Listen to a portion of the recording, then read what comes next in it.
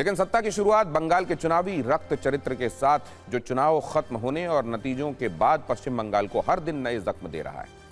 4 मई को चुनावी नतीजों के बाद से बंगाल में हर दिन हिंसा हो रही है, मर्डर हो रहे हैं। कल हुए मर्डर ने पूरे बंगाल को हिलाकर रख दिया, क्योंकि इस बार मर्डर भवानीपुर में ममता बनर्जी को हराने वाले शुभेंदु अधिकारी के निजी सहायक यानी पीए चंद्रनाथ रथ की हुई। इस मर्डर के बाद से पूरा बंगाल आक्रोशित है। बीजेपी नेता बदले की मांग कर रहे हैं और आरोप टीएमसी नेताओं पर लग रहे हैं। कल कैसे चंद्रनाथ रथ की हत्या हुई, इसके पीछे कौन है, मर्डर का अपडेट क्या है और राजनीतिक एक्शन क्या हो रहा है, इस पर हमने सत्ता की एक विशेष कुंजी तैयार की है, जिसे विस्तार से बताएंगे। लेकिन सवाल यह है कि क्या अपराधियों के निशाने पर शुभेंदु अधिकारी थे? क्या अपराधी शुभेंदु अधिकारी को मारना चाहते थे? यह सवाल इसलिए क्योंकि शुभेंदु अधिकारी ने खुद यह दावा किया है कि उन्हें टारगेट किया गया था, यानी ममता बनर्जी को चुनाव हराने वाले शुभेंदु टारगेट पर थे। इस सवाल पर भी बात करेंगे, लेकिन शुरुआत कल रात 10:09 पर चली पहली गोली के साथ करते हैं। चंद्रनाथ रथ कल रात करीब कोलकाता से मध्यम ग्राम अपने घर लौट रहे थे। तभी करीब 10:09 पर उनके स्कॉर्पियो के सामने एक कार आकर खड़ी हो गई। जब तक वो कुछ समझ पाते, एक बाइक आई जिस पर सवार हमलावरों ने 6 से 10 राउंड फायरिंग की। 2 गोलियां चंद्रनाथ के सीने के आर पार हो गईं। एक गोली पेट में लगी। उनके ड्राइवर बुद्धदेव बेरा को भी गोली लगी। इस घटना का एक सीसीटीवी वीडियो भी सामने आया है, जिसमें चंद्रनाथ रथ की गाड़ी जा रही है। घटना के बाद हमला करने वाले कार छोड़कर फरार हो गए।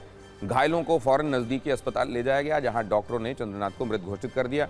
उनके ड्राइवर का इलाज चल रहा है, लेकिन ड्राइवर की स्थिति गंभीर बनी हुई है। इस घटना के बाद बीजेपी समर्थक अस्पताल पहुंचे। कई बड़े नेता भी फौरन वहां पहुंच गए। उनका आरोप है कि इस मर्डर के पीछे भवानीपुर में टीएमसी की हार है। पुलिस और राजनीतिक एक्शन देखें। पहले जिस जगह पर मर्डर हुआ वहां से ग्राउंड रिपोर्ट वाली एक रील देखिए। अब सामने आप देखेंगे लगभग 1 से 1.5 मिनट के अंदर आप उस स्पॉट पर पहुंच जाते हैं जहां पर इस गोलीकांड को अंजाम दिया गया है। इस जगह को देखिए, ये उस गोली जो चलाया गया था उसका एक कार्टेज है। जो गोली चलने के बाद जो बचा हुआ हिस्सा होता है वो यहां पर मौजूद है। रात से लेकर अभी तक एविडेंस इकट्ठा किया जा रहा है और घटनास्थल से लगभग 100 मीटर की दूरी पर एक और जो फायर कार्टेज है वो बरामद हुआ है। यही वो मेन प्रेमाइसिस है जहां पर गाड़ी को रोका गया, लॉक किया गया और इस रिबन को जो क्राइम सीन को दर्शाता है, ये क्राइम सीन है। नॉर्थ 24 परगना की जो लोकल थाने की पुलिस है उसने इसको यहां पर लगाया है। इस बिजली के पोल पर अगर आप देखेंगे तो यहां पर देखिए ये कैमरा लगा हुआ है और इस कैमरे में पूरा इंसिडेंट रिकॉर्ड हुआ है। हालांकि ये किसी रेजिडेंट का कैमरा है। पुलिस इसके फुटेज को खंगाल रही है और क्या ये पूरा हत्याकांड इसमें कवर हुआ, ये जानने की कोशिश की जा रही है। पुलिस कर्मियों को देखेंगे आप, यहां पर तैनात किया गया है और ये गाड़ियों के टूटे हुए शीशे अगर आप यहां पर देखेंगे तो इससे आप अंदाजा लगाइए कि हत्याकांड को यहां पर अंजाम दिया गया है। इस रास्ते से वो आते हैं और यहां पर हमलावर उनका इंतजार कर रहे होते हैं और बाकायदा उनकी ट्रैकिंग की जाती है। इस हत्याकांड में 2 गाड़ियों का इस्तेमाल किया गया है, एक कार और एक बाइक का इस्तेमाल किया गया है। ये जो जगह है यहाँ पे पुलिसकर्मियों का जमावड़ा है और यहाँ वो देखेंगे जहां पर शीशे के टुकड़े हैं। और मैं अपने कैमरे पर्सन मनीष से कहूंगा कि उस जगह को थोड़ा जूम करें और फोकस करके दिखाएं। यही वो क्राइम स्पॉट है जहां पर उनकी गाड़ी को ट्रैक किया गया। ट्रैक करने के बाद रोका गया, रोकने के बाद गोलियां चलाई गई। लगभग 4 से 5 राउंड गोलियां चली हैं। जब आपने शोर सुना तो शोर सुनकर आप यहां पर आए? हम दौड़ के आए। हाँ। कार के अंदर 2 आदमी पड़ा था। हाँ। एक गाड़ी कौन सी थी? स्कॉर्पियो गाड़ी थी? स्कॉर्पियो को ब्लॉक किया था, एक ऑल्टो गाड़ी। हाँ। और कार के अंदर एक आदमी रो रहा था और 2 आदमी पड़ा था, उनका हालत बुरी है। हाँ। लेकिन सांसें चल रहा था। हमने बोला सांसें चल रहा है, जल्दी से हॉस्पिटल लेके जाओ। हाँ, ठीक है। हॉस्पिटल लेके चले गए। हम पुलिस को बुलाया। हाँ। 5 से 10 मिनट के अंदर पुलिस आ गया। हाँ। उसके बाद इन्वेस्टिगेशन शुरू हुआ। पुलिस ने चंद्रनाथ रथ की हत्या की जांच शुरू कर दी है। शुरुआती जांच में पता चला है कि हत्या में विदेशी पिस्टल का इस्तेमाल किया गया है। सूत्रों के मुताबिक हत्या में ऑस्ट्रियन ग्लॉक पिस्टल का इस्तेमाल किया गया है। जिसमें आरोपी आए थे उस गाड़ी की फॉरेंसिक टीम जांच कर रही है। इस बीच मर्डर में जिस बाइक का इस्तेमाल हुआ उसका रजिस्ट्रेशन पश्चिम बर्धमान जिले के आसनसोल दक्षिण के भीतर आने वाले बर्नपुर इलाके के पते पर दर्ज बताया गया है। हालांकि जब मीडिया वहां पहुंचा तो जिस नाम से बाइक रजिस्टर है वो व्यक्ति वहां नहीं मिला। बीजेपी विधायक दिव्येंदु अधिकारी ने कहा है कि राज्य पुलिस, सीआईडी और एसआईटी सभी इस मामले की जांच कर रहे हैं। अब तक 3 लोगों को हिरासत में लिया गया है। डीजीपी खुद इस मामले की निगरानी कर रहे हैं। अपराधियों को बहुत जल्द गिरफ्तार कर लिया जाएगा। दूसरी तरफ जो शुरुआती पोस्टमार्टम रिपोर्ट आई है उसके मुताबिक कई गोलियां लगने से रथ के दिल को गंभीर नुकसान पहुंचा था। अत्यधिक खून बहने की वजह से मल्टी ऑर्गन फेलियर हुआ, जो उनकी मौत का कारण बना। गोली लगने के बाद चंद्रनाथ रथ काफी देर तक मौके पर ही पड़े रहे। देर से अस्पताल पहुंचने की वजह से उन्हें बचाया नहीं जा सका। पुलिस का कहना है कि जांच शुरू हो चुकी है, सबूत इकट्ठे किए जा रहे हैं, जबकि चंद्रनाथ रथ की मां कह रही है कि दोषियों को फांसी नहीं बल्कि उम्र कैद मिले। मैं एक मां हूं, इसलिए नहीं चाहती कि किसी मां का बेटा मारा जाए।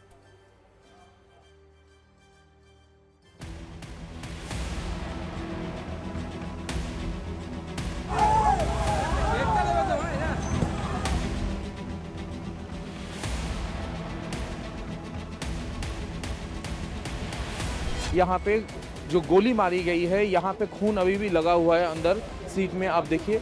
और ये देखिए गाड़ी का ये सीट है, यहाँ से गोली मारी गई थी। और जो चंद्रनाथ रथ जो थे वो यहाँ पे बैठे हुए थे। और ये देखिए गाड़ी का सामने अभी भी West Bengal assembly on duty लिखा हुआ है, जो गाड़ी वो यूज करते थे। मेरे को वो गाड़ी क्रॉस किया था, लेकिन अचानक वो गाड़ी जो है ना, अचानक ब्रेक में लग गया। उस गाड़ी में ब्रेक लग गया, तो ब्रेक लगने के विदिन सेकंड मैंने जहाँ तक देखा उसके पीछे एक बाइक और आया। बाइक आया सीधा उनके एकदम साइड में जाकर के, गाड़ी के साइड में जाकर रुका और बाइक को सिर्फ थोड़ा सा बैलेंस किया और विदिन ए सेकंड 2 गोली का आवाज़ मैंने सुना। 5 गोली मारा गया और पूरा this is a cold blooded murder. पूरा जो है एकदम रेकी करके, पूरा एकदम 2-3-4 दिन से ये प्लान बनाया गया।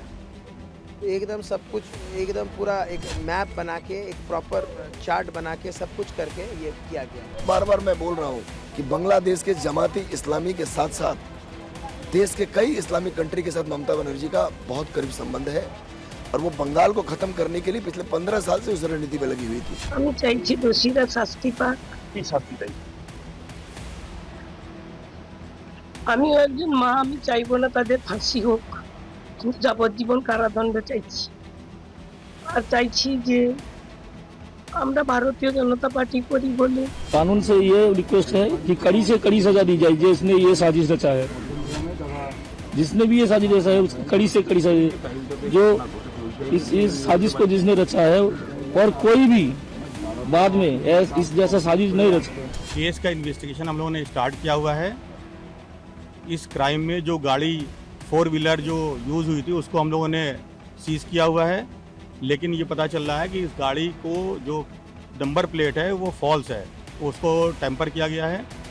हम लोगों को स्पॉट से लाइव राउंड और फायर्ड कार्ट्रिजेज मिली हुई है। बाद बाकी वहाँ पर जो आई विटनेस थे और जो एविडेंस है उनको हम लोग प्रोसेस कर रहे हैं और इन्वेस्टिगेशन में आगे बढ़ना है।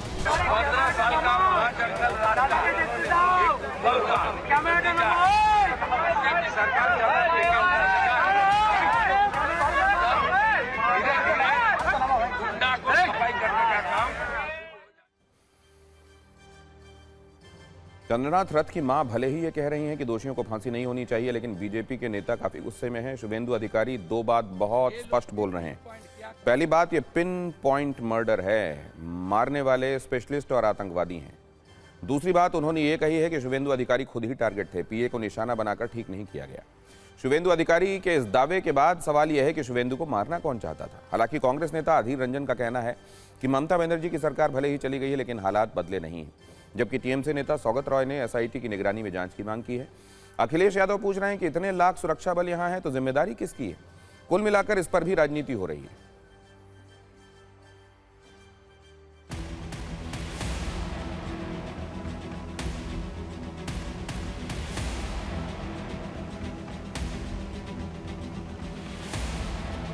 आपके सहयोगी को निशाना बनाना, आप पर निशाना, आप भी निशाने पर हो सकते थे। नहीं, वो तो निशाने में मैं था, इसमें कोई दिक्कत भी नहीं है। लेकिन ये पॉलिटिकल हमारी माने असिस्टेंट को ऊपर आक्रमण करना, जो एयरफोर्स का एक आर्मी है, देश के लिए आपने 10-15 साल दिया है, उसके ऊपर निशाना कराना तो ठीक नहीं है। बहुत नजदीक से गोली किया है और पूरा जैसे ओटी का पहले डॉक्टर ने पिन पॉइंट करता है ना, ये लोग भी पिन पॉइंट किया कहाँ गोली करने से उसको तुरंत मौत हो जाएगा, ये पूरा प्लान करके किया। ये बहुत स्पेशलिस्ट और खूंखार खूनी है, आतंकवादी है। टीएमसी हिंसा पर उतर आई है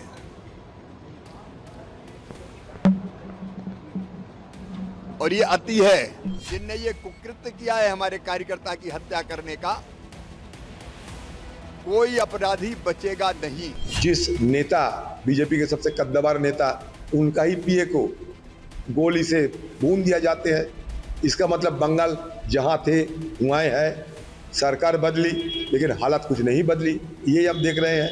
हम चाहते हैं कि इसके बारे में स्ट्रॉन्गेस्ट पॉसिबल एक्शन लिया जाए, including a court monitored CBI investigation, and जो लोग इसके लिए जिम्मेवार है उसको आइडेंटिफाई किया जाए और उसको गिरफ्तार किया जाए विदाउट डिले। आप ये सिक्योरिटी देने की जिम्मेदारी किसने ली थी? इलेक्शन कमीशन, देश के होम मिनिस्टर। तो उन्होंने तो ये कहा था कि हम लाखों सेंट्रल फोर्स भेजी है। सुनने में आया 3 लाख से ज्यादा यहाँ पर सेंट्रल फोर्स भेजी गई थी और एक पैरेलल स्ट्रक्चर क्रिएट किया गया था। पैरेलल स्ट्रक्चर, ये जो लैंग्वेज में वायलेंस होता है और जो बड़े बड़े लीडर्स इस्तेमाल कर रहे थे, वो वायलेंस के लिए रास्ता खोल देता है और वो खुल गया। मैं उम्मीद करता हूं नॉर्मल करने के लिए जो भी किया जाए, अपराधियों को सजा दीजिए, लेकिन normality is the need of the hour. और इस बीच पश्चिम बंगाल से जुड़ा एक बड़ा अपडेट सत्ता में आपको दे दें। इस वक्त ये बड़ी खबर है, पश्चिम बंगाल में जो मंत्रिमंडल अभी तक काम कर रहा था, मतलब ममता बनर्जी का मंत्रिमंडल, वो बर्खास्त कर दिया गया।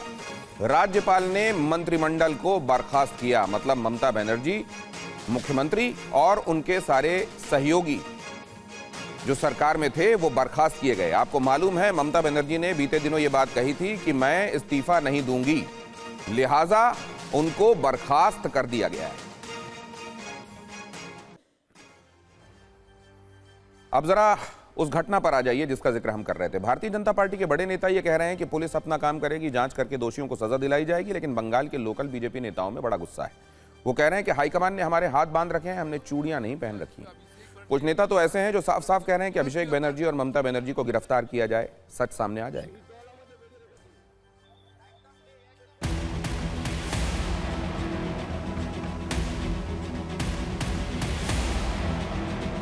চুড়ি আমরা পরে রাখিনি, শুধু দল আমাদের বেঁধে রেখেছে। একদম ঠিক, একদম লাল করার জন্য মজবুর করেন না, একদম ঠিক কথা। খুঁজে কাউকে পাওয়া যাবে না, কথা দিয়ে দিলাম। सेंट्रल फोर्स को गोली चलाने का ऑर्डर दे देना चाहिए, इन लोगों को खोज खोज के मारना चाहिए, तब जाके मानेंगे। नहीं तो जिहादी पूरा बंगाल को अभी भी बोल रहे हैं, साल भर बीएसएफ को ऑर्डर देना होगा कि जिहादी शक्ति जो बंगाल को अशांत कराने की कोशिश कर रहा है उस पर उसका सही जवाब मिलना चाहिए। ये पॉलिटिकली पोस्ट पोल वायलेंस है, इसमें अभिषेक बनर्जी और ममता बनर्जी को तुरंत गिरफ्तार करना चाहिए। सुनिए, ये सिर्फ शुभेंदु अधिकारी को डराना होगा कि अभी भी अभिषेक बनर्जी है, वो कुछ भी कर सकता है। उसको अपना सम्मान बहुत लगा है। अभी जो चेयर गया है ना, वो चेयर उन लोगों को बर्दाश्त नहीं हो रहा है। तुरंत अभी पहले ममता बनर्जी को और अभिषेक बनर्जी को गिरफ्तार करिए, नहीं तो आग लगेगा बंगाल में। वैसे मर्डर और हिंसा की खबरों के बीच आज कोलकाता में एक बड़ी राजनीतिक मुलाकात हुई। समाजवादी पार्टी के अध्यक्ष अखिलेश यादव ने टीएमसी की सुप्रीमो ममता बनर्जी से मुलाकात की। तृणमूल कांग्रेस के महासचिव अभिषेक बनर्जी ने ममता बनर्जी के कालीघाट में मौजूद घर पर अखिलेश यादव का स्वागत किया। यह बैठक सियासी लिहाज से बहुत अहम मानी जा रही है, क्योंकि 5 राज्यों के विधानसभा चुनावों के नतीजे आने के बाद विपक्षी दल अपनी रणनीतियों पर फिर से विचार कर रहे हैं। ममता ने पश्चिम बंगाल चुनावों में तृणमूल कांग्रेस की हार के बाद विपक्षी गठबंधन इंडिया को मजबूत करने का संकल्प लिया है। बताया जा रहा है कि ममता से मुलाकात में अखिलेश ने पश्चिम बंगाल में विधानसभा चुनाव के बाद की राजनीतिक स्थिति पर चर्चा की और भारतीय जनता पार्टी के खिलाफ विपक्षी एकता के लिए अपने समर्थन को दोहराया। आप बुलेट से डरा रहे हैं वोट के लिए, और इलेक्शन कमीशन निष्पक्ष नहीं है, बीजेपी के सहारे पे काम कर रहा है। और अब तो ऐसा है, बीजेपी की सरकार में इलेक्शन कमीशन से मिलकर के पहले आपको रिजल्ट मिल जाएगा, सर्टिफिकेट मिल जाएगा, उसके बाद काउंटिंग होगी, उसके बाद वोट पड़ेंगे, उसके बाद वोटर लिस्ट ठीक की जाएगी। पूरा चुनाव ही अलग कर दिया ना, पूरी चुनाव की प्रक्रिया ही बदल दी इन्होंने। और आदरणीय दीदी इनकी आंखों में खटकती हैं। आदरणीय दीदी संघर्ष करने वाली हैं। और सत्ता में अब 7 मई की बात, यानी वो तारीख जब ठीक 1 वर्ष पहले आज के दिन देश की सेनाओं ने अदम्य साहस और पराक्रम के प्रमाण दुनिया को दिए थे। जब भारत ने 88 घंटे के एक ऑपरेशन के जरिए बताया था कि उसके लिए राष्ट्र की सुरक्षा एक संकल्प है, इसे भारत हर हाल में पूरा करना जानता है और यह संकल्प आज भी जारी है।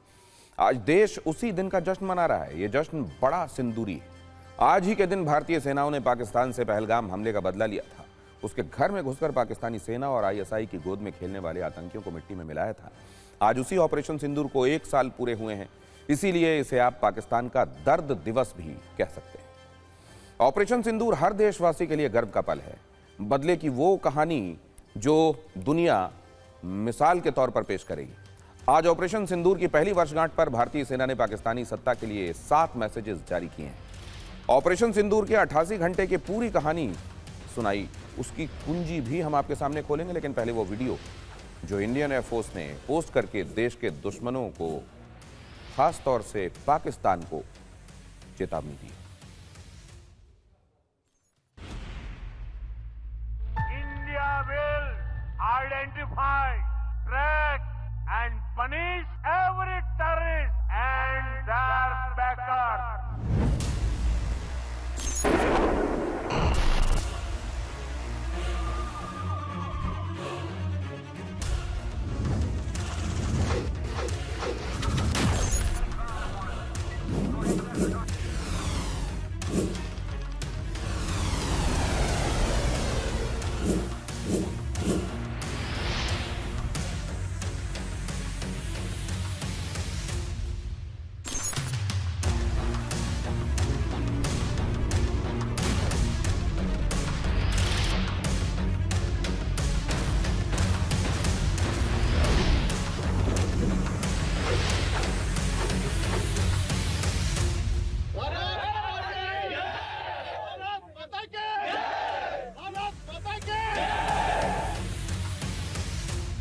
टेरर और टॉप एक साथ नहीं हो सकते।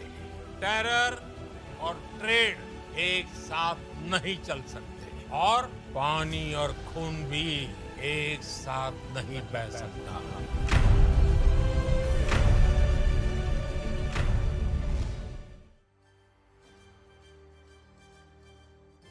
इस वीडियो को भारतीय वायुसेना ने रात को 1:05 पर पोस्ट किया। लोगों ने सोचा इतनी रात में क्यों, लेकिन इस टाइमिंग का कनेक्शन ऑपरेशन सिंदूर से बड़ा गहरा है। असल में यह वही वक्त है जब पिछले साल 6-7 मई की रात को 1:05 पर भारत ने पाकिस्तान के खिलाफ ऑपरेशन सिंदूर शुरू किया था। इस वीडियो के साथ भारतीय वायुसेना ने लिखा, न्याय हुआ, कार्रवाई में सटीक, स्मृतियों में शाश्वत, ऑपरेशन सिंदूर जारी है। भारत कुछ भी भूलता नहीं, भारत कुछ भी माफ नहीं करता। यह बयान उस संकल्प को दोहराता है जिसके तहत भारत ने आतंकवाद के खिलाफ जीरो टॉलरेंस की नीति अपनाई है। वायुसेना ने अपने पोस्ट में एक शब्द सटीक भी लिखा है और उसके भी अपने मायने हैं। वास्तव में ऑपरेशन सिंदूर की सबसे बड़ी खासियत इसका प्रिसीशन, इसकी सटीकता थी, जिसमें किसी भी आम नागरिक को नुकसान पहुंचाए बगैर केवल टारगेट्स को मिट्टी में मिलाया गया। और यह वो सच है जो पाकिस्तान भी जानता है, बस मानता नहीं। ऑपरेशन सिंदूर के 1 साल होने पर पीएम मोदी ने भी सोशल मीडिया प्लेटफॉर्म एक्स पर डिस्प्ले पिक्चर बदल दी और ऑपरेशन सिंदूर का लोगो लगाया। साथ ही एक संस्कृत श्लोक के जरिए सेनाओं के पराक्रम को सिंदूरी सलाम किया। पीएम ने संस्कृत में जो लिखा उसका मतलब है, जिस सेना के योद्धा उत्साह और मजबूत मनोबल वाले हों, जिनका मनोबल ऊंचा हो, जिनके पास अच्छे वाहन और साधन हों, उस सेना की विजय निश्चित मानी जाती है। पीएम ने लिखा, ऑपरेशन सिंदूर आतंकवाद के खिलाफ भारत की मजबूत प्रतिक्रिया और राष्ट्र की सुरक्षा के लिए अटूट संकल्प को दिखाता है। ये उन लोगों को मुंहतोड़ जवाब है जिन्होंने पहलगाम में निर्दोष भारतीयों पर हमला करने का दुस्साहस किया था। पूरा देश सेनाओं के शौर्य को सलाम करता है। आज भारतीय सेना के वरिष्ठ अधिकारियों ने ऑपरेशन सिंदूर की सालगिरह पर जयपुर के साउथ वेस्टर्न कमांड में एक प्रेस कॉन्फ्रेंस भी की, जिसमें पाकिस्तान और उसके अवैध कब्जे वाले कश्मीर में एक्शन की एक डिटेल बताई गई। लेकिन पहले वो 7 चेतावनियां देखिए जो भारत ने आज पाकिस्तान को दी हैं। पहला अल्टीमेटम, भारत की ओर से यह कह दिया गया है कि ऑपरेशन सिंदूर इस बात का प्रमाण है कि पाकिस्तान में कोई भी आतंकवादी ठिकाना महफूज न माना जाए। पाकिस्तान को मैसेज है, भारत हमेशा जियो और जीने दो के सिद्धांत के साथ जीता है, लेकिन जब कार्रवाई करता है तो उसमें किसी नरमी की गुंजाइश नहीं होती। भारत की तीनों सेनाओं ने पाकिस्तान को नसीहत दी है कि शांति को कमजोरी समझोगे तो कार्रवाई के अलावा उसके पास कोई विकल्प नहीं है। साथ ही यह भी कहा कि ऑपरेशन सिंदूर अभी खत्म नहीं हुआ है, बल्कि अभी तो शुरुआत है। भारत आतंकवाद के खिलाफ लड़ता रहेगा और पाकिस्तान के हर दुस्साहस का जवाब दिया जाएगा। वाइस एडमिरल की तरफ से कहा गया कि ऑपरेशन सिंदूर ने यह साबित किया कि भारत उकसावे का जवाब सोच समझकर सटीक और संतुलित बल प्रयोग के साथ देने में सक्षम है। हम आपको ऑपरेशन सिंदूर की पहली वर्षगांठ वाली वो रील दिखाते हैं जिसमें पाकिस्तान के लिए चिंता वाला अलार्म है।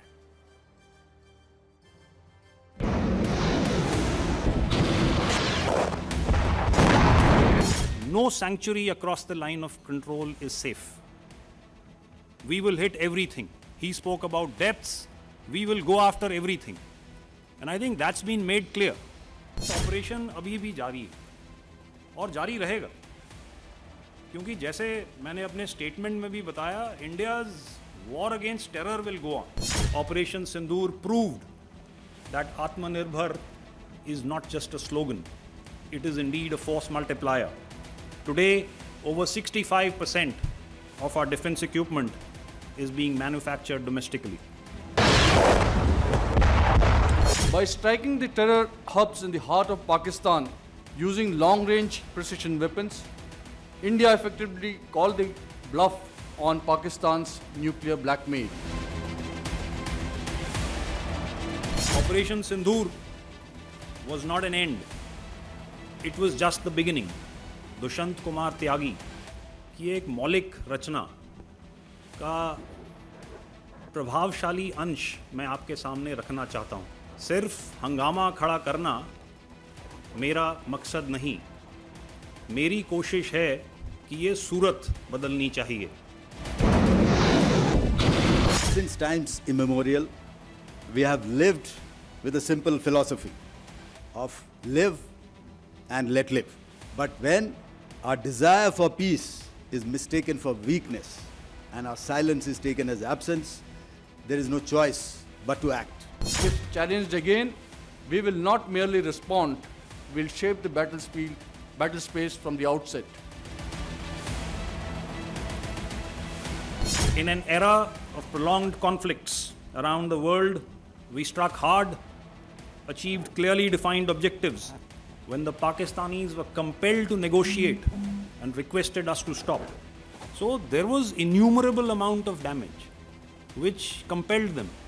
And at the end of the day, if the Pakistanis were to make the same amount of investment in their battle fighting ability as much as they do in the narrative, I think they would have fared much better.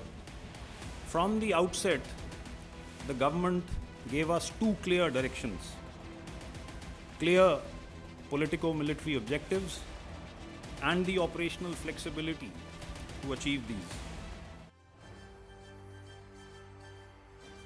और अब पाकिस्तान के खिलाफ operation सिंदूर की एक flashback कुंजी खोलते हैं जिसमें पाकिस्तान के लिए दुख और दर्द की मात्रा बहुत ज्यादा है, और यह दुख अब हर 7 मई को उन्हें होगा। जब ऑपरेशन सिंदूर की शुरुआत हुई पिछले साल 6 और 7 मई की रात 1:05 पर, जब भारतीय वायुसेना ने सिर्फ 22 मिनट में 9 आतंकी ठिकाने तबाह कर दिए और ऐसी बम वर्षा की जिसमें 100 से ज्यादा आतंकी मारे गए। इस हमले में बहावलपुर में जैश-ए-मोहम्मद के मरकज सुभान अल्लाह को और मुरीद के लश्कर हेडक्वार्टर को मिट्टी में मिला दिया गया। इसमें आतंकी मसूद अजहर के परिवार के 10 से ज्यादा बल्कि 12 सदस्य मारे गए। आतंकियों की चोट का दर्द पाकिस्तान को हुआ। उसने भारत पर हमले का दुस्साहस किया तो भारत ने ऐसा जवाब दिया जिसकी चर्चा शहबाज मुनीर कई मंच पर करते दिखे। भारतीय सेनाओं ने पाकिस्तान के 11 एयरबेस और 13 एयरक्राफ्ट तबाह कर दिए। पाकिस्तान के चाइनीज एयर डिफेंस सिस्टम को भी नष्ट कर दिया और जब पाकिस्तान टूट गया तो 10 मई को उसने सरेंडर कर दिया और फिर भारत के सामने सीज फायर की गुहार की। और 88 घंटे में पाकिस्तान को यह समझ में आ गया कि भारतीय सेना सिर्फ सीमाओं की रक्षा नहीं करती बल्कि उस जड़ को भी काटने का साहस रखती है जिसने देश की सुरक्षा को खतरा पैदा किया। और सत्ता में अब बात करते हैं तमिलनाडु की, जहां चुनाव में शानदार प्रदर्शन करने वाले नए सुपरस्टार विजय थालापति के बहुमत वाली चर्चा पूरे देश में चल रही है। और इसकी सबसे बड़ी वजह यह है कि विजय की पार्टी टीवी की ने चुनावों में प्रदर्शन तो अच्छा किया, लेकिन सत्ता बनाने के लिए बहुमत से अभी दूर है। पिछले कुछ घंटों से वहां कई शब्द ट्रेंड हो रहे हैं। उदाहरण के लिए बहुमत के आंकड़े, राज्यपाल के अधिकार, विधायकों की शिफ्टिंग, पोस्ट पोल गठबंधन। सवाल यही है कि तमिलनाडु में किसकी सत्ता होगी? क्या विजय थलापति मुख्यमंत्री बनेंगे? आज इसको लेकर क्या हुआ है, सबसे पहले ये आपको बता देते हैं और उसके बाद एक जो ये ट्रेंडिंग शब्द आपको बता रहा था उसको डिकोड करेंगे। आज लगातार दूसरे दिन विजय थलापति ने तमिलनाडु के राज्यपाल राजेंद्र विश्वनाथ हार्लेकर से मुलाकात की। लोक भवन में 1 घंटे तक बात हुई। कल विजय थलापति ने राज्यपाल को 112 विधायकों के हस्ताक्षरों वाला पत्र सौंपा था। बहुमत का आंकड़ा 118 है। आज राज्यपाल ने फिर विजय थलापति से कहा कि तमिलनाडु में वो स्थिर सरकार चाहते हैं, इसलिए सरकार बनाने का दावा पेश करने से पहले 118 विधायक होने आवश्यक है। इस बीच AIADMK ने 28 विधायक पुडुचेरी के रिजॉर्ट भेज दिए हैं। आपको बता दें कि तमिलनाडु में कुल 234 विधानसभा सीटें हैं। TVK के पास 108 सीटें हैं। विजय थलापति 2 सीटों पर जीते, इसलिए 1 सीट छोड़ने पर यह आंकड़ा 107 का रह जाएगा और ऐसे में कुल सीटें 233 होने पर भी बहुमत का आंकड़ा 117 हो जाएगा। कांग्रेस 5 विधायकों को समर्थन का ऐलान कर चुकी है और ऐसे में यह आंकड़ा 112 का हो जाता है। मतलब विजय थलापति को फिर भी 6 विधायकों की जरूरत होगी। सवाल यही है कि विजय थलापति बहुमत वाला गणित कैसे सेट करेंगे? गठबंधन वाले किस फॉर्मूले के आधार पर वो बहुमत साबित कर पाएंगे? वैसे आपको बता दें कि तमिलनाडु में कई तरह की चर्चाएं चल रही हैं। कहा जा रहा है कि विजय थलापति कई छोटे दलों से संपर्क में हैं। AIADMK से भी गठबंधन की चर्चा चल रही है, लेकिन आधिकारिक जानकारी इसको लेकर अभी नहीं आई है। वैसे तमिलनाडु की सियासी हलचल पर हर किसी की निगाह है।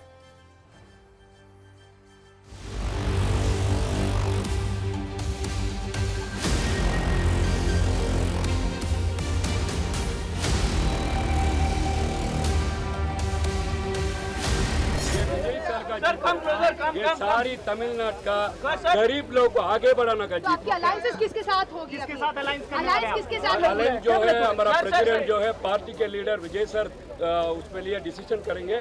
वो कुछ अलायंस होएगा, विजय सर का सरकार बनेगा।